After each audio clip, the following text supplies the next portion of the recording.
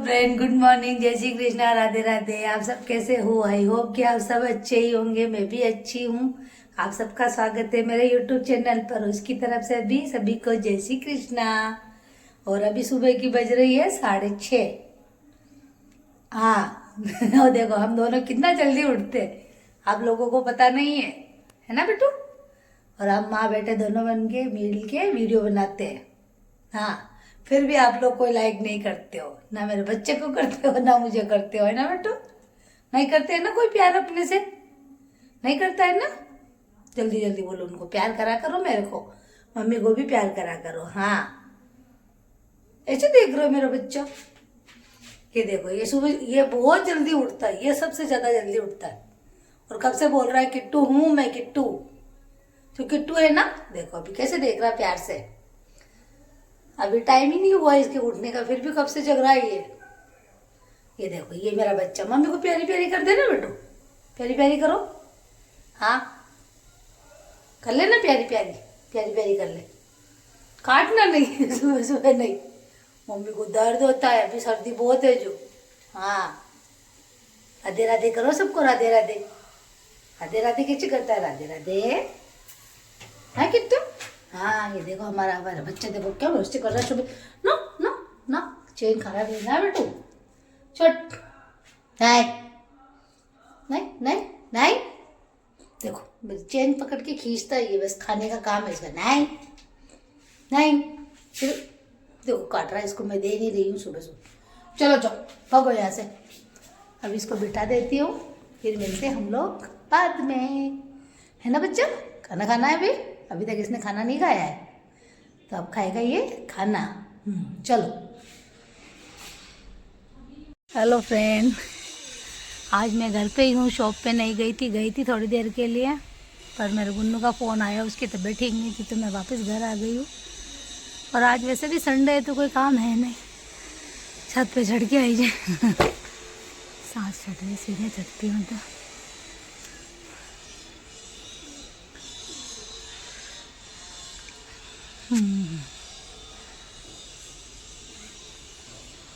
Vlog बनाने का ही दिल नहीं कर रहा था आज तो मेरा, बिल्कुल भी कुछ दिल भी नहीं है। वही बीमार रहता है बच्चा तो कुछ मन भी नहीं होता है। इसको टेबलेट वगैरह ला के दी, और अभी आके बैठ गई हूँ छत पे। थोड़ी धूप आ रही है तो उनका थोड़ी देर छत पे बैठ जाती हूँ। और प्लीज़ आप लोग सपोर्ट करा करो ना मुझे, आप लोगों की सपोर्ट की बहुत ज़्यादा ज़रूरत है मुझे। मेरे लिए नहीं तो मेरे बच्चे के लिए ही सपोर्ट कर दो आप लोग। मुझे पता है कि आप लोगों को मेरे वीडियो अच्छे नहीं लगते हैं, तभी तो एक मैडम मैसेज करती थी, अब उसको रिप्लाई मिल गया, तब वो शायद मैसेज नहीं करेगी। फ़ोन पे कैमरा ही गंदा हो रहा है मेरा, क्या कर रहे हो? हर चीज़ की तकलीफ़ होती है ना ज़िंदगी में, और मेरी ज़िंदगी में तो भगवान ने पता नहीं क्या लिख के भेजा मुझे इस जन्म में, तो जो कभी सुख मिला ही नहीं। आगे से आगे कोई ना कोई टेंशन चलती रहती है ज़िंदगी में, ख़त्म कभी होती ही नहीं है। क्या बताऊँ मैं ज़िंदगी के बारे में आप लोगों को, शुरू से लेके अंत तक। अब तो ये चले भी गए तो अब तो बिल्कुल ही ख़त्म हो ही गई है। अब तो किसी चीज़ की उम्मीद ही नहीं है किसी से भी। जो चीज़ें नहीं होनी चाहिए थी वो चीज़ें भी मेरी ज़िंदगी में हो गई है। सब कुछ देखा मैंने ज़िंदगी में, सब कुछ। इतनी सी कम उम्र से लेके मैंने सब तकलीफ़ें देखी है, सब बहुत कुछ देखा मैंने मेरी ज़िंदगी में।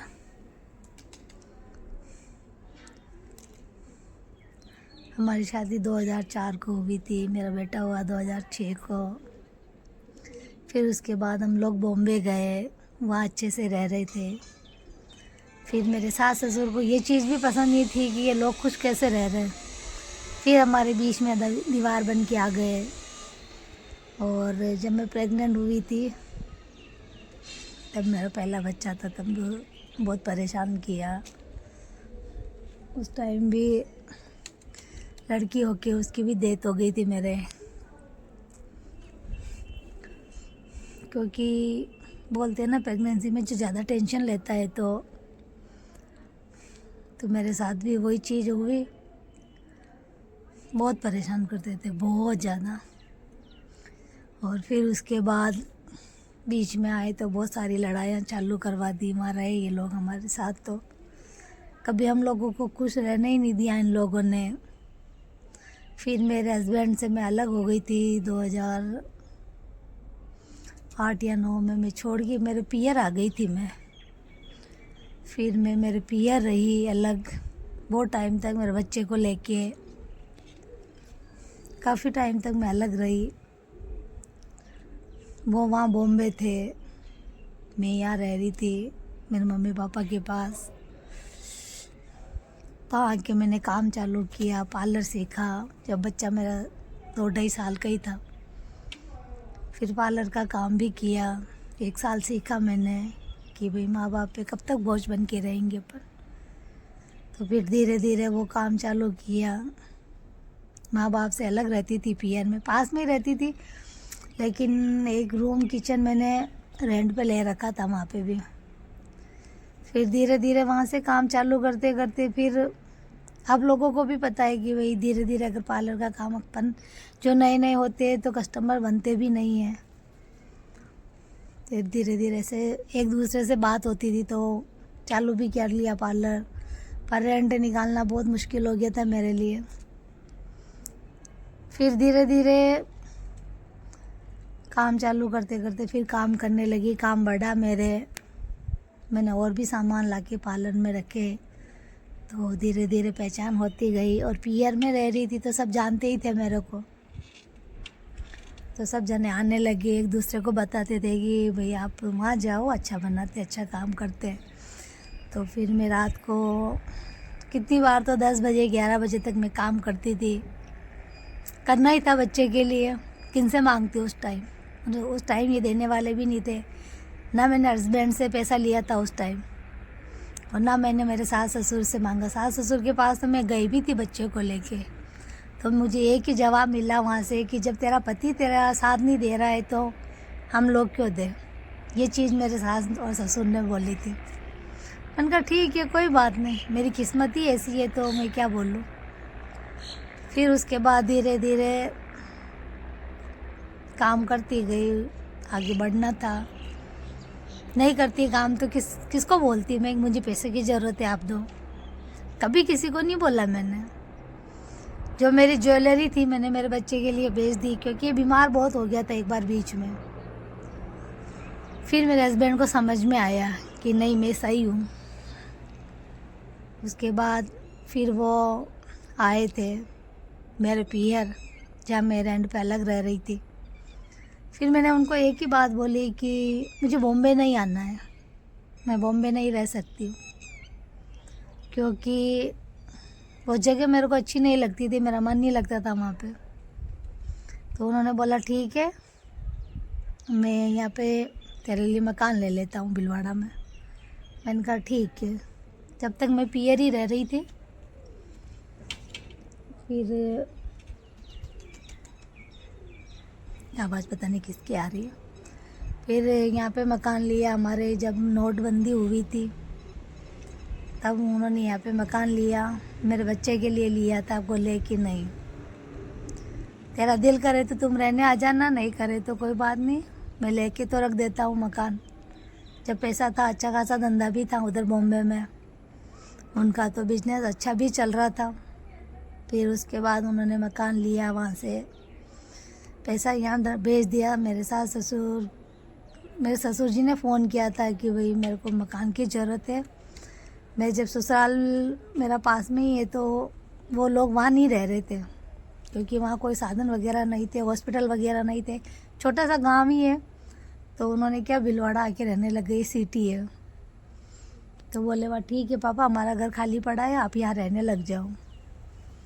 तो और ससुर को बोला था कि आपके नाम पे ले लेता हूँ मकान में, कोई बात नहीं, मेरा बच्चा छोटा है अभी, जब ज़रूरत होगी तब मेरे नाम पे कर देना। तो मेरे ससुर जी ने बोला है कि ठीक है, कोई बात नहीं। उन्होंने अपने नाम पे करवा लिया मकान। फिर धीरे धीरे हम लोग आ गए थे। मेरा हस्बैंड भी बॉम्बे छोड़ के इधर आ गए, शिफ्टिंग हो गई उधर, उधर से इधर आ गए थे राजस्थान। तो जब तक मैं भी पीयर से भिलवाड़ा आ गई थी, फिर उन्होंने ये सास ससुर फिर भी हम लोगों को रहने नहीं दे रहे थे, कि बोलते थे कि तू रहे, इसको नहीं रखेंगे हम लोग। मेरे लिए बोलते थे इसको नहीं रहने देंगे। तो ये बोलते थे कि मैं इंदिरा को कैसे छोड़ दूँ, मेरी वाइफ है ये, इसको मैं कैसे छोड़ सकता हूँ। तो इन्होंने बोला वाह ठीक है कोई बात नहीं। तो इन्होंने क्या, हम लोगों ने रेंट पे पास में ही मकान ले लिया था कि चलो कोई बात नहीं, पास में तो है ना। तो रहते रहते ऐसे 5 साल निकल गए कि भाई चलो। मैंने बोला भी था बीच में बहुत बार, तो इन्होंने भी बोला पापा को कि भाई मेरा मकान मेरे नाम पे कर दो। तो पापा ने बोला ठीक है। पापा भी हो गए, और इनके बीच में कोई प्रॉब्लम आई तो ये वापस बॉम्बे चले गए थे। और इस बीच में पापा की तबीयत ज़्यादा ख़राब हो गई और अचानक उनकी डेथ हो गई। वो सोए थे तो वापस जगह ही नहीं। सुबह वो 12 बजे के समथिंग उनकी डेथ हो गई थी। वो सुबह सो रहे थे, 10 साढ़े 10 बजे वो सोए थे, तो वापस जगह ही नहीं। फिर ये बॉम्बे से आए, फिर उन्होंने भाई साहब को बोला कि अब मेरे धंधे में लॉस चल रहा है, धंधा बर्बाद हो गया मेरा वहाँ से बॉम्बे में, और जिनको उधारी दे रखी थी पैसा तो वो लोग लौटा नहीं रहे थे। और एक मकान वहाँ पे भी बॉम्बे भी ले रखा था, तो वो भी लोन पे था, तो उन्होंने वो भी छोड़ दिया वहाँ पे ही, वो भी चला गया था। फिर इधर से भी ये चला गया, मकान जाए ना की बराबर ही था, क्योंकि भाई साहब देने वाले थे नहीं मेरे जेठ। तो इनको बहुत बार बोला भी था कि मेरे नाम पे कर दो, मेरे काम धंधा बिल्कुल भी नहीं है। तो बस उनके मुंह से यही की बात थी कि नहीं, तू मर भी जाएगा तो तेरा मकान नाम पे नहीं होगा। यही बोल होते थे उनके हमेशा मेरे जेठ के। तो वो डिप्रेशन में ऐसे गया इंसान कि अपने आप को कभी वो संभाल ही नहीं पाया।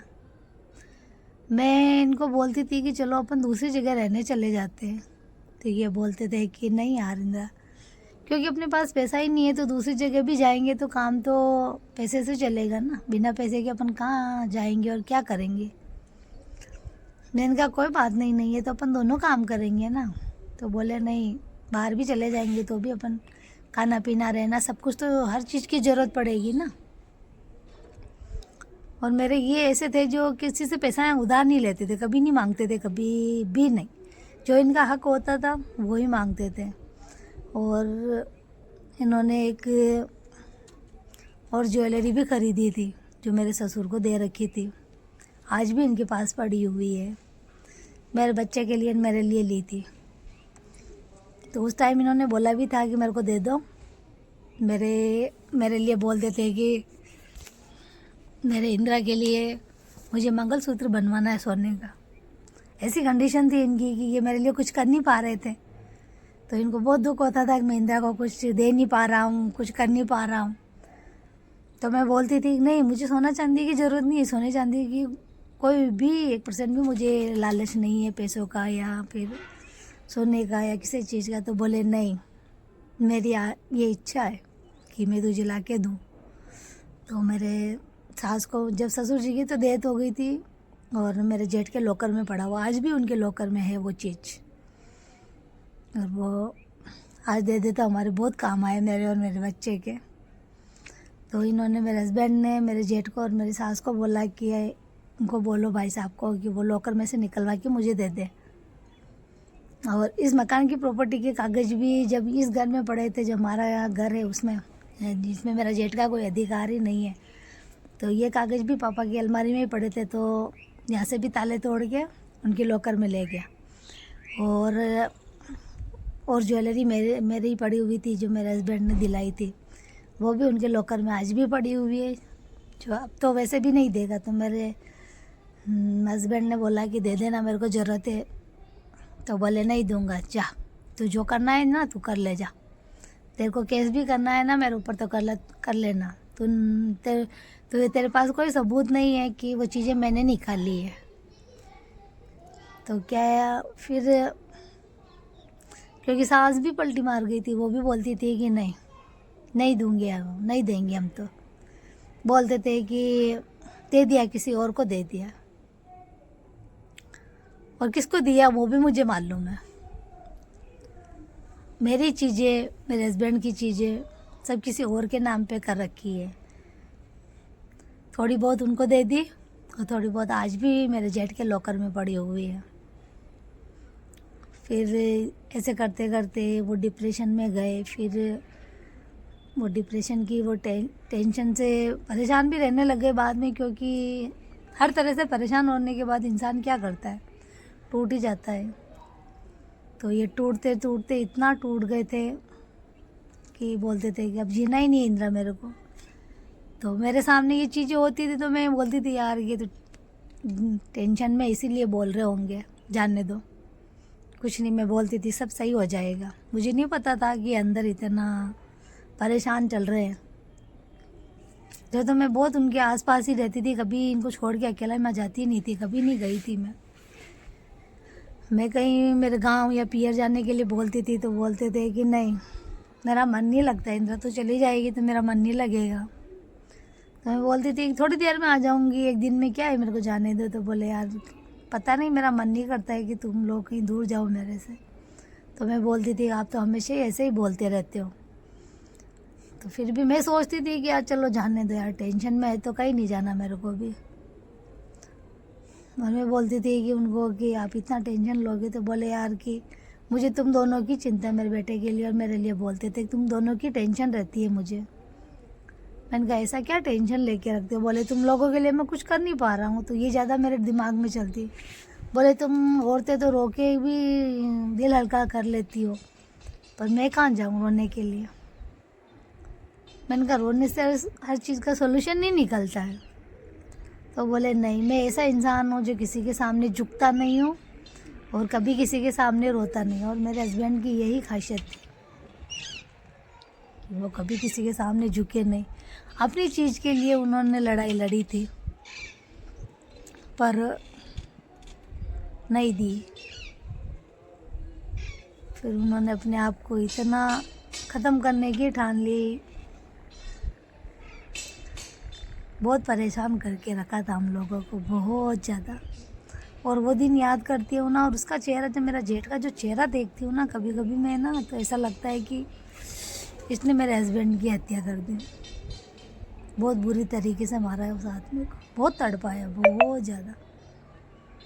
इतना किसी इंसान को तोड़ना करना चाहे ज़िंदगी में नहीं करना चाहिए किसी के साथ। अगर किसी ने ले रखा है अगर, तो मत लो। आप लोगों को भी मैं यही बोलूँगी, किसी की कोई चीज़ मत लो आप लोग भी, क्योंकि जिस पे बीतती है ना वही इस चीज़ को समझ सकता है। और ये चीज़ें मेरे साथ हुई तो इस चीज़ को मैं ज़्यादा समझती हूँ कि इन लोगों ने हमारे साथ क्या किया है। हमारे साथ तो किया जो किया ठीक है, पर मेरे हस्बैंड के साथ इतना बुरा कर दिया, इतना बुरा किया, बहुत ही ज़्यादा, बहुत ज़्यादा। हर चीज़ से उनको एक वो टेंशन थी कि मैंने जिन जिन पे विश्वास किया सब ने मुझे धोखा दिया। और वो हर इंसान पे भरोसा करते थे, हर इंसान पे। उन्होंने जाते जाते 1 महीना पहले भी उन्होंने दुकान पे एक लड़के को रखा, और उनकी जैसे ही डेथ हुई और दूसरे ही दिन उसने चोरियाँ कर ली उस दुकान में, मेरे हस्बैंड की दुकान में। कुछ भी नहीं छोड़ा था, बहुत कम चीज़ें छोड़ी थी, बहुत कम। और अब मैं वीडियो यही एंड करूँगी क्योंकि बहुत लंबा हो जाएगा, और मैं आगे भी बताऊँगी आप लोगों को। कंटिन्यू मेरा व्लॉग देखना आप लोग, मैं बताऊँगी सब कुछ हमारे साथ क्या क्या हुआ है, क्या क्या नहीं हुआ था, जो सब बताऊँगी। आप लोग जानना चाहते हो ना तो मैं सब बताऊँगी आप लोगों को। आगे का भाग मैं कल बताऊँगी। आज यही वीडियो को एंड कर रही हूँ। Okay bye.